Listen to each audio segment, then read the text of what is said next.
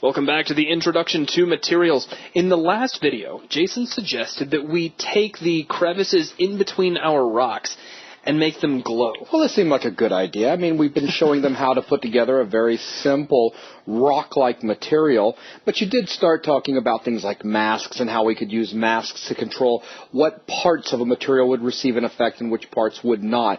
So I just thought it would be kind of cool. That's right, because the last time I tried anything with emission, I just made everything glow. And yes, you did. Yeah, that wasn't really all that You made a light bulb. That's right. So let's start off by jumping into our material. We'll begin by opening the generic browser, and I'll double-click on the Matte Zach Rocks material. And we see the network that we have created so far. Now, I'm going to give us a little more screen space here and there. We'll make our little preview window a little bit smaller. We'll go ahead and squeeze down our properties window just a little bit. And I can push this back just a tad, too. So I'm just trying to stretch things out and give us just a little more room so you can see what's going on.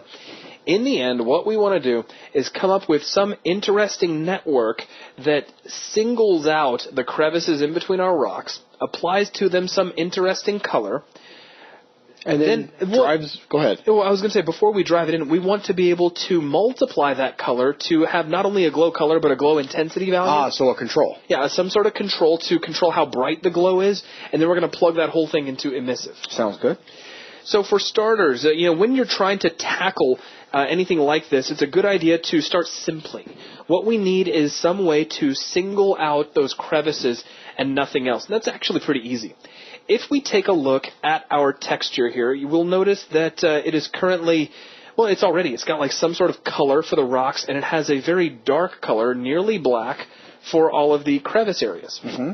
We can begin there. Also remember that our red channel is almost exactly a black and white version of what we have here. So let's take a look at that. What I'm going to do is take the red channel and let's bring it in some way where we can see it. If we just wanted to look at the red channel and nothing else, what could we do? Now, this is not something that we're going to use in our network. It's just a trick that I use a lot when I'm working on a material and I kind of need to do a diagnostic, and that is to create a multiply node. So I'll hold down M and left click. And then I'll bring in a constant, so I'll hold down 1 and left click. And I'm going to take my constant and set it to a value of 1. And we'll plug that into either one, it doesn't really matter. And then we'll take our red channel and plug it into value B. And then you can use this color swatch as an idea for what you're about to come up with. So this is what our red channel currently looks like. Again, you'll notice it's got some lighter areas for our rock.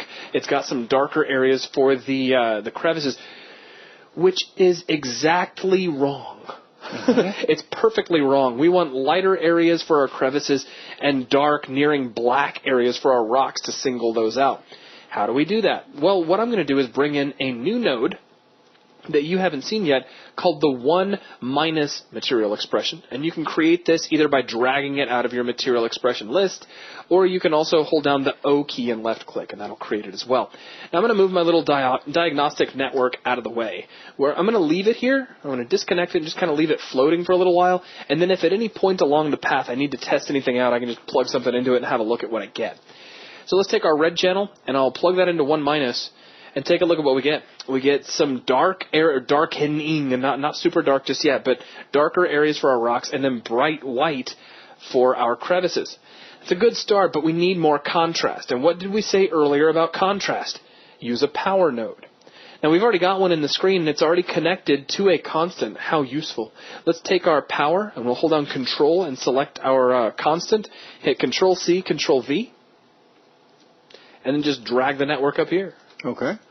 Now let's take our 1 minus. We'll start organizing things a little bit to make it look a little nicer. And then we'll just drag this into the base. And we start to get a much more contrasted version, but it's still not contrasted enough.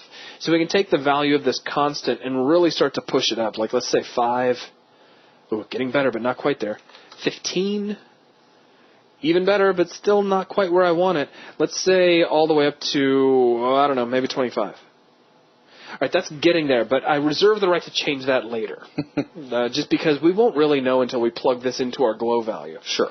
Now, to this, we need to add in some sort of a color. We need a color to apply. So to bring in a color, I'm going to use a multiply node, again, because that allows us a way to apply color to white areas and to leave black areas black.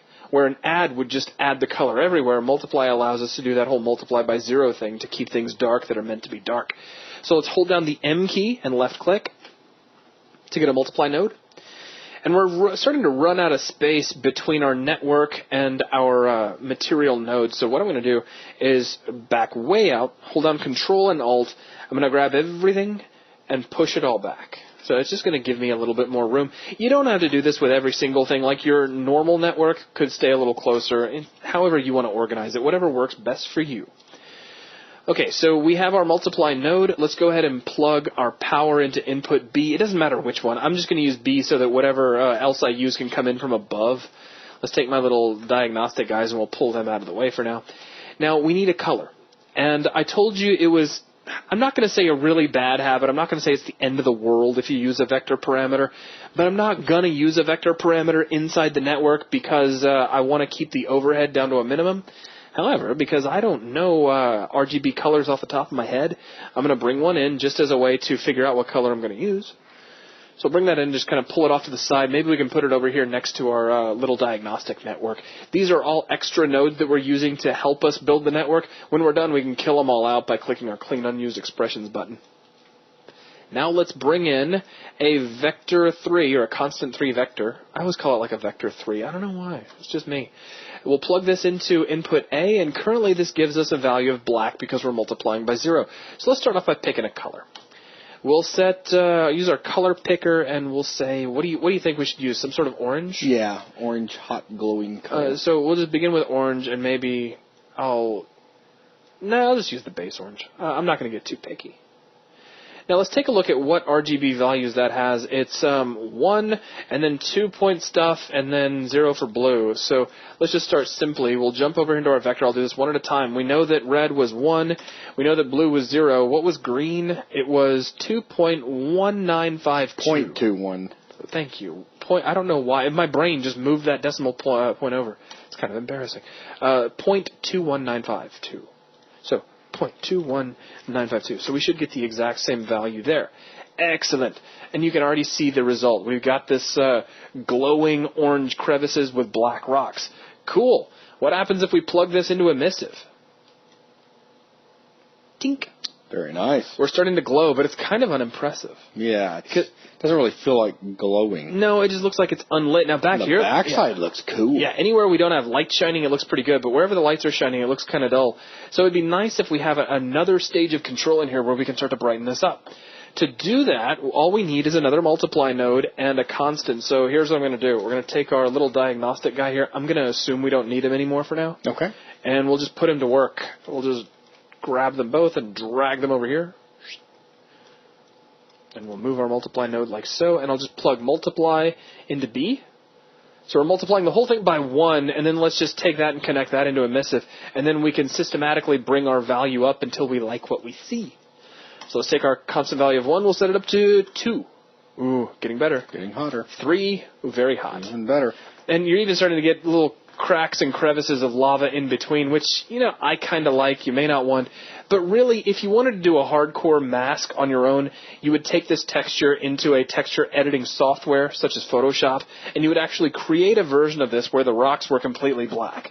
Because we're kind of trying to improvise it, you're going to end up with these little imperfections. Now, we can use those to our advantage. I mean, here it looks kind of cool because lava would kind of be seeping down this crack. Maybe out here it's, not looking so good, but it's okay in general. Really, okay, maybe it's a little bit much. I think it's really cool on the back. Let's go ahead and set the description for something like glow intensity. Yeah, let's get some of these descriptions in place. I'm going to have a couple of them. We're going to take this color swatch, and we're going to call this glow color. And then we'll take this constant, and we'll name this glow intensity.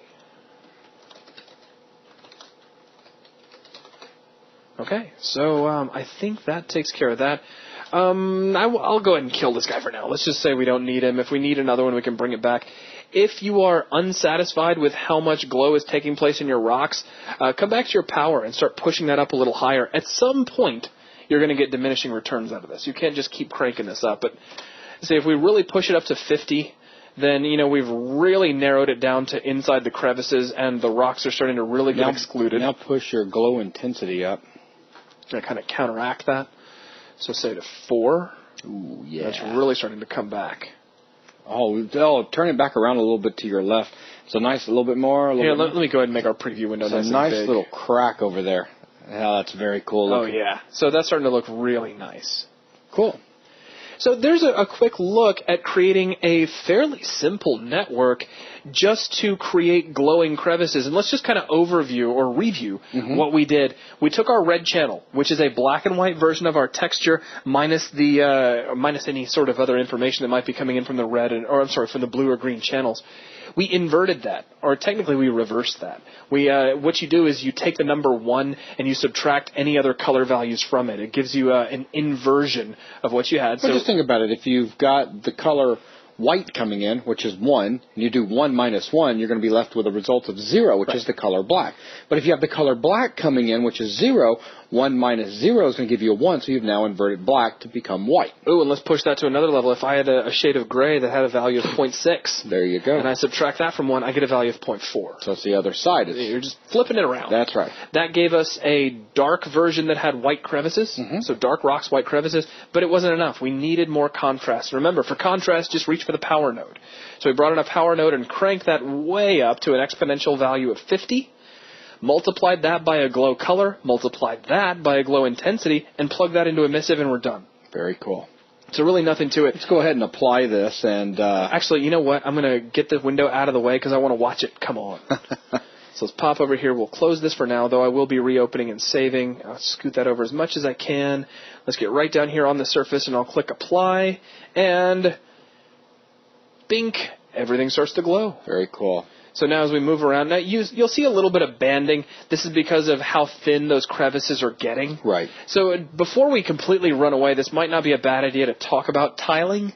There's a couple of ways to handle tiling. If you know for certain, without a shadow of a doubt, that you want your tiling to be bigger inside your material, you already know how to do it. Use a texture coordinate. Just remember that in this case, you'd want to make sure you did it to your texture sample and anybody else who is textured the same way. So your texture sample for your normal map would also need to be tiled to the same value. In general, you could use the same node. Now, I'm not going to do that because I like the amount of tiling we're getting here in our preview window, and because this is BSP, it's very easy for us to select the BSP surface, press F5 to open our surface properties, and then we have some scaling we can apply. So let's maybe scale this up by a factor of 4. So notice under simple scaling, just use the drop-down, choose 4, and click Apply, and boom. Oh, wait, maybe it's a little bit too big. Yeah. Just say to 2, and that's starting to get there. Yeah, that's better. That's a lot better. So let's just use that. We'll close this window, click on the floor again to deselect it, and now you really kind of start to get a feel for the rocks and the crevices of lava in between them. But I think that's going to do it. Okay, let's go ahead and save that package real quick. So All right. Making a habit of absolutely getting that done each time. Remember that asterisk. Whenever you see that, make sure you jump in and save your package. And really with that, that's everything I wanted to show in this video, so that is going to wrap things up. Thanks a lot.